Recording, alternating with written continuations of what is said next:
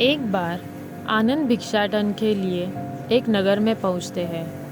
बहुत देर चलने के बाद उन्हें तेज़ प्यास लग जाती है, जिसके कारण वो एक कुएं के पास जाते हैं, जहां पर कुछ स्त्रियां पानी भर रही होती है। वो उन स्त्रियों से कहते हैं कि कृपया आप हमें पानी पिला दें, क्योंकि हमें बहुत तेज़ प्यास लगी है। उनमें से एक स्त्री आनंद को पानी पिलाती है और वो स्त्री आनंद के रूप को देखकर पूरी तरह से मनमोहित हो जाती है। मन ही मन सोचती है कि यदि मुझे विवाह करना है तो इसी व्यक्ति से करना है, क्योंकि इतना सुंदर व्यक्ति मैंने आज तक नहीं देखा था। आनंद एक राजकुमार थे, जिसके वजह से उनकी सुंदरता स्वाभाविक थी। वो स्त्री अपने मन में कई तरह की योजनाएं बनाती है कि किस तरह से मैं इस व्यक्ति से विवाह कर सकूं। आनंद वहां से जा ही रहा होता है कि वह स्त्री आनंद को अपने घर भोजन के लिए आमंत्रित करती है। आनंद उस स्त्री का आमंत्रण स्वीकार लेते हैं और उसके घर भोजन के लिए चले जाते हैं। घर पहुंचकर वह स्त्री भोजन पकाती है और आनंद को भोजन परोसती है। आनंद भोजन करना शुरू करते हैं और जब आनंद भोजन कर रहे होते हैं तो वह स्त्री आनंद को एकटक देख रही होती है। आनंद भोजन करने के बाद उस स्त्री के घर से चले जाते हैं। आनंद के जाने के बाद वह स्त्री अपनी माँ से कहती है, माँ, आपको मेरे विवाह की चिंता लगी रहती है ना? उस स्त्री की माँ कहती है, हाँ पुत्री। वह स्त्री कहती है, तो ठीक है, मैं विवाह के लिए तैयार हूँ और मैंने अपना वर चुन लिया है।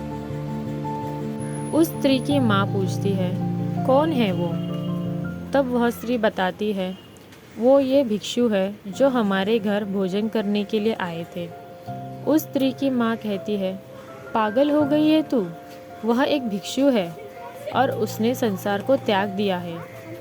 वह स्त्री कहती है, तो क्या हुआ? मैं उन्हें पुनः संसारी बना दूंगी। उस स्त्री की माँ कहती है, ये नहीं हो सकता बेटी। तब वह स्त्री कहती है, यदि तुम चाहो तो हो सकता है माँ। तुम जादू टोना जानती हो ना? तो ऐसा कोई मंत्र फेर दो कि वह भिक्षु मेरा हो जाए, और अगर तुम ऐसा नहीं कर सकती तो मेरा मरा हुआ मुंह देखने के लिए तैयार हो जाओ। उस स्त्री की माँ कहती है, ठीक है, यदि तेरी यही जिद है तो तू ऐसा कर कि उसे एक बार भोजन के लिए फिर से बुला ले।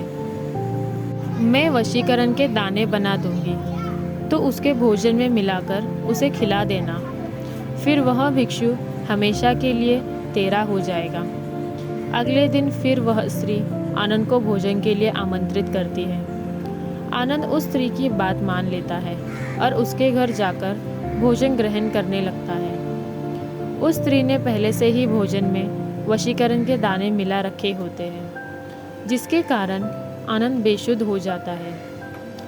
आनंद के बेशुद्ध होते ही वह स्त्री आनंद के साथ गंधर्व विवाह की तैयारी में लग जाती है। वहाँ बुद्ध के पास भिक्षाटन कर सभी भिक्षु लौट आते हैं, परंतु आनंद नहीं लौटता।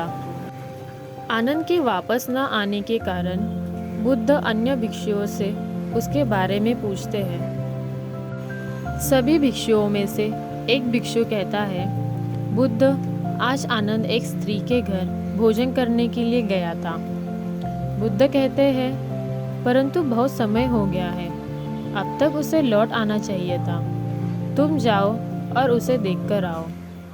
वह भिक्षु उस स्त्री का घर जानता था जहाँ आनंद भोजन के लिए गया था। वह भिक्षु सीधा उस स्त्री के घर पहुँचता है और देखता है कि वह स्त्री आनंद के साथ गंधर्व विवाह की तैयारी कर रही है। इतने में ही आनंद को भी होश आ जाता है और उस स्त्री और उसकी माँ की कोशिश नाकाम हो जाती है। वह भिक्षु आनंद और उन दोनों माँ बेटी को बुद्ध के पास ले जाता है और बुद्ध को पूरी घटना समझाता है। बुद्ध उस स्त्री से यह सब करने का कारण पूछते हैं। वह स्त्री बुद्ध से कहती है, मैं आनंद से प्रेम करती हूँ।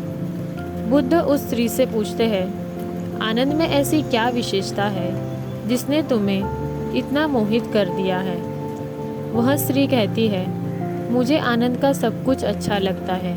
उसकी आँखें, उसकी नाक, उसके होठ, उसकी चाल, उसकी वाणी और उसका सब कुछ। मैं उसे हर रूप में प्रेम करती हूँ। बुद्ध कहते हैं, आनंद रूप में और गुण में तो अच्छे है ही, किसी को भी आकर्षित कर सकते हैं, परंतु क्या तुमने उसका प्रेम से भरा हृदय देखा? क्या तुम जानती हो कि आनंद सर्वाधिक प्रेम किसे करता है? वह स्त्री कहती है, मुझसे तो नहीं करता। बुद्ध कहते हैं, यही तुम चूक गई। आनंद तुमसे भी प्रेम करता है, परंतु उसके प्रेम की व्याख्या वह नहीं जो तुम समझती हो। आनंद स्वतंत्र है, मुक्त है। उसका प्रेम बहुत गहरा है और वह समस्त मानव जाति से प्रेम करता है और यह चेष्टा करता है कि समस्त मानव उस प्रेम के मार्ग पर चल सके।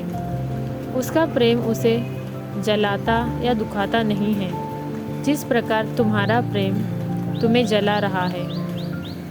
यदि तुम आनंद से सच्चा प्यार करती हो तो तुम समझोगी और उसके प्रेम में कभी बाधा नहीं बनोगी, अपितु उसके प्रेम को ऊंचाइयों तक ले जाने की चेष्टा करोगी। बुद्ध की बात सुन वह स्त्री रोने लगती है और बुद्ध से कहती है, मेरा प्रेम स्वार्थी था और आनंद को अपने आप से बांधना चाहती थी। क्या मैं भी भिक्षु आनंद की तरह प्रेम कर सकती हूँ? और क्या आप मुझे सिखाएंगे ऐसा प्रेम जो निस्वार्थ हो, जो संपूर्ण मानव जाति के लिए हो? बुद्ध कहते हैं, अवश्य सिखाऊंगा। तो दोस्तों, गौतम बुद्ध हमें इस कहानी से यह सीख दिलाना चाहते हैं कि प्रेम कभी भी स्वार्थी नहीं होना चाहिए। वो हमेशा निस्वार्थ मन से करना चाहिए और हमें सामने वाले को जकड़ के नहीं रखना चाहिए। उसे स्वतंत्र, अच्छा महसूस होना चाहिए जब वो हमारे साथ हो। नमो बुद्धाय।